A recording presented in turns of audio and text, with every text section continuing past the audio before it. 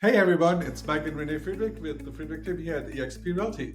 Yeah, thanks for joining us. And today we are going to talk about one of our core values, which is actually growth. Yeah. And did you guys know that we have to do continuing education every 4 years to keep our license active? And it's not just like, here, go to like this class and then you're going to be done. It's actually a full-blown education, right? And it's consumer protection, it's ethics, it's agency law, it's all kinds of stuff. And then this year I actually picked for the consumer protection part of things, the 1031 exchange and tax benefits of home ownership, which in retrospect, I'm really glad I did. Yeah, although it was really a lot of, oh my gosh, a lot of numbers.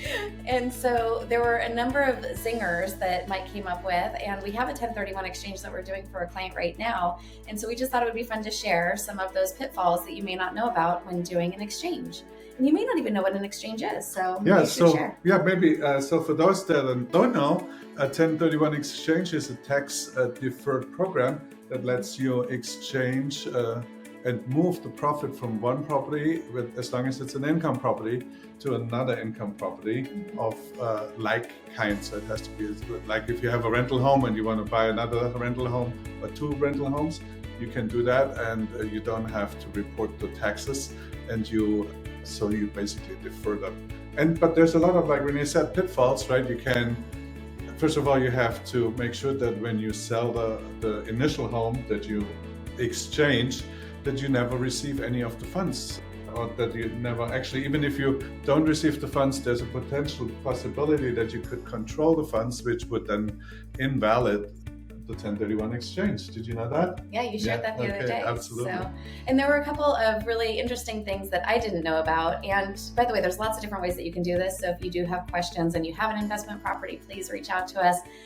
And one of the things that I didn't know is you can actually sell an investment property and purchase a vacation property, even if you intend to use it, you said, right? Yes, exactly. So it has to be, you have to acquire it so you can make a profit from it when you sell it. If that's the intent, then it could potentially qualify as a 1031 exchange property as well. Yeah, so there's lots and lots of different things to learn for sure, which again, we're always trying to be learning and growing so that we can better serve all of you. And if you have specific 1031 questions, please reach out. We've got a really great 1031 company that we work with to make sure that you guys stay in compliance and that you are able to defer that full tax benefit legally. Yeah, and while we're not supposed to give you tax advice, we're supposed to know about it and let you know that we know about it. So if you own investment properties and you're thinking about changing things up because you've already depreciated them as much as you can, or they're just not giving you the cash flow that you were hoping for, reach out to us. We can strategize and see if there's a better property or better situation out there for you, and use some of these really great products or programs like a 1031 exchange.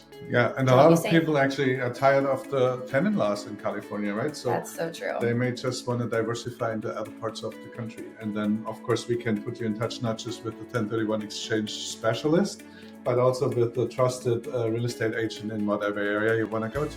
Exactly. Yeah. So with that, thanks for tuning in. This was a little shorter one, or maybe not, actually. I don't think so. It just felt shorter because you talked the whole time. There you go. That's it.